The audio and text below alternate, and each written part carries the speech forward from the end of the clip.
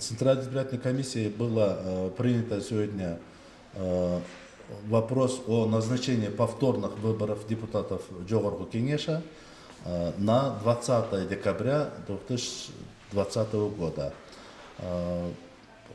Для проведения организационно-практических мероприятий было принято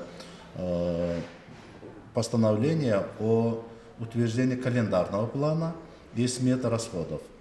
Согласно сметы расходов предусматривается, Центризбиркомом было принято решение о смете расходов и на сумму 456 миллионов сомов, и определены банковские учреждения для обслуживания фондов, избирательных фондов политических партий.